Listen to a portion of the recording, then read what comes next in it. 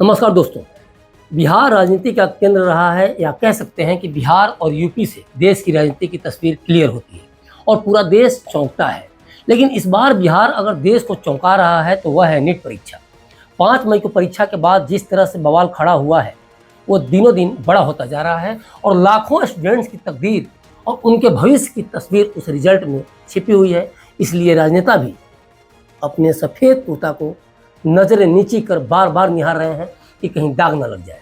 पूरे मामले में अब नया नाम आ रहा है लालू यादव के बेटे तेजस्वी यादव का। क्लिक इंडिया ने कुछ देर पहले भी एक वीडियो अपने चैनल पर डाला है जिसमें साफ बताया गया है कि बिहार में नीट परीक्षा में प्रश्न पत्र लीक का फायदा उठाने वाला एक अभ्यर्थी अपनी मां के साथ national highway authority of India यानी NHAI के गेस्ट हाउस में ठहरा था। पथ निर्माण विभाग में इस अभ्यर्थी को बिहार के पूर्व उप मुख्यमंत्री और वर्तमान नेता प्रतिपक्ष तेजस्वी यादव के सचिव प्रीतम कुमार ने ठहराया था। हालांकि NHAI ने कहा है कि पटना में उसका कोई गेस्ट हाउस नहीं है। बता दें कि साल 2022 में प्रीतम कुमार को तेजस्वी यादव का निजी सचिव बनाया गया था। दरअसल इस पेपर लीक मामले में आरोपी सिकंदर यादव तेजस्वी यादव के निजी सचिव प्रीतम का करीबी निकला है, जिसने सिकंदर के लिए गेस्ट हाउस में रूम बुक करवाया था। यह सभी आरोप बिहार सरकार के डिप्टी सीएम और भाजपा नेता विजय सिन्हा ने प्रेस कॉन्फ्रेंस कर लगाया है। उन्होंने दावा किया है कि नीट यूजी पेपर लीक मामले में तेजस्वी के PS का हाथ है। सुनिए डिप्टी सीएम विजय सिन्हा क्या कह रहे हैं।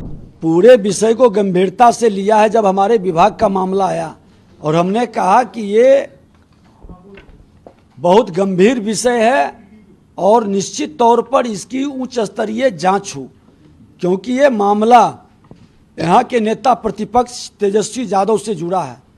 उनके PS प्रीतम फोन करके रूम बुक कराते हैं सिकंदर कुमार जदुवंशी के लिए और ठहराते हैं अनुराग यादव को, और मास्टरमाइंड ये सब खेल वेल करने में कौन लोग इन्वॉल्व हैं आज बताइए। एक बार फोन किया, यहाँ के लोगों ने नहीं गंभीरता से लिया तो 3 बार फोन किया।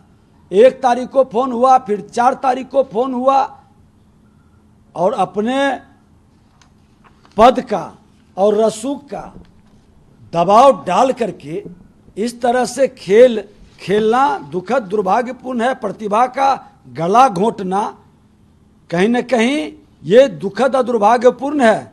विपक्ष की भूमिका में जोर जोर से बोलते हैं, शोर भी मचाते हैं, लेकिन अपराध भ्रष्टाचार से मुक्ति की बात नहीं करेंगे।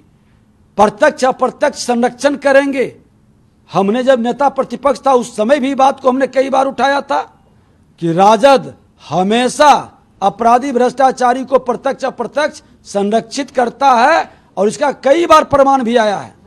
लेकिन ये लोग सुधरने की बजाय अपनी राजनीतिक साख बढ़ाने के लिए कोई भी सौदा कर सकते हैं।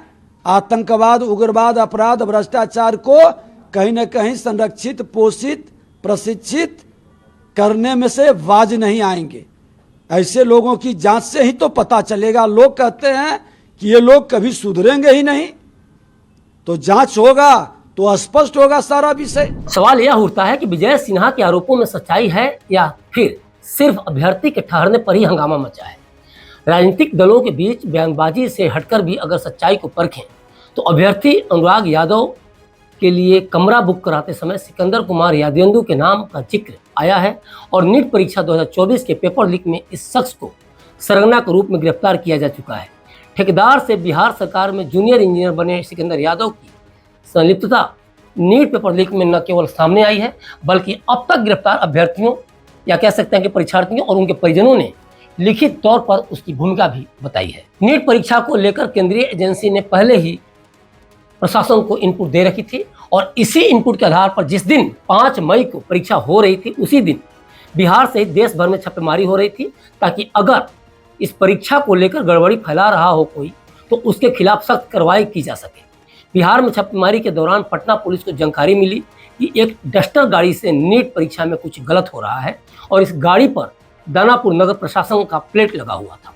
इस गाड़ी के साथ बिहार सरकार में जूनियर इंजीनियर सिकंदर कुमार यादवेंदु को 5 मई को ही दोपहर करीब 2 बजे पकड़ा गया था। बिहार पुलिस को सिकंदर के पास एक कॉपी मिली थी जिसमें नीट परीक्षा के कुछ परीक्षार्थियों का नंबर था। यादवेंदु के पास जिन परीक्षार्थियों के डिटेल्स थे उनमें से एक को, जिसका नाम आयुष था, बिहार पुलिस ने परीक्षा खत्म होते ही पटना के परीक्षा केंद्र से पकड़ा भी था।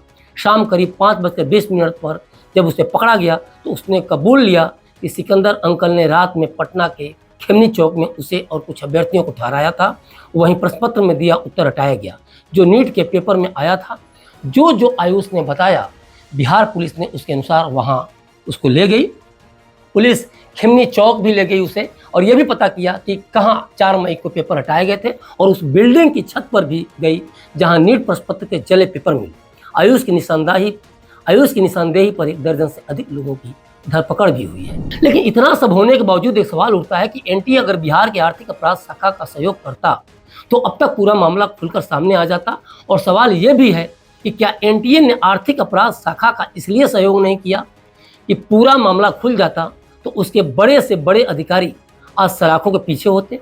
हम ये बात क्यों कह रहे हैं, जरा इसे भी समझ लेते हैं। बिहार पुलिस से जब यह मामला आर्थिक अपराध इकाई के पास आता है तो उसने सबसे पहले जलने से बचे टुकड़ों को जोड़ा। टुकड़ों को जोड़ने के बाद 74 प्रश्नों की पहचान हो गई और साथ में प्रश्न का एक बुकलेट नंबर की भी पहचान हो गई। बिहार की आर्थिक अपराध शाखा के पास नीट का यह मामला 10 मई को आया था और 21 मई से अब तक 3 बार उसने इस बुकलेट नंबर के मिलान के लिए नेशनल टेस्टिंग एजेंसी यानी एनटीए से सारे प्रश्न पत्र बुकलेट की मांग की, लेकिन एनटीए उसे अब तक कोई बुकलेट नहीं दिया है। एनटीए आखिर बिहार आर्थिक अपराध को बुकलेट क्यों नहीं दे रही, ये समझ से बाहर है। लेकिन अब तो परीक्षा भी हो गई है और आर्थिक अपराध इकाई मामले के तह तक पहुंच सकती है या पहुंचने वाली है, तो एनटीए को कोऑपरेट करना चाहिए ताकि पूरे मामले की तह तक जाया जा सके। अगर सहयोग के नाम पर देखा जाए तो एनटीए ने बस इतना ही किया है कि इस पेपर लीक का लाभ उठाने वाले 11 अभ्यर्थियों के मिलान में आर्थिक अपराध इकाई को उनसे जुड़ी जानकारी उपलब्ध कराई है। स्टूडेंट्स के मामले में सबसे राहत की बात यह होती है कि अगर एनटीए ने प्रश्न पत्र का बुकलेट दे दिया और उस बुकलेट का मिलान बिहार की आर्थिक अपराध इकाई जले हुए कागजातों में मिले बुकलेट से कर लेती है, तो नीट परीक्षा के पेपर लीक की पुष्टि में सिर्फ औपचारिकता बचेगी और ऐसी स्थिति में परीक्षा को कैंसिल करना पड़ जाएगा, क्योंकि बाकी प्रमाण और बयान उपलब्ध है। तो अभी तक के लिए नीट परीक्षा को लेकर इतना ही। बने रहिए क्लिक इंडिया के साथ और मुझे दीजिए इजाज़त। शुक्रिया।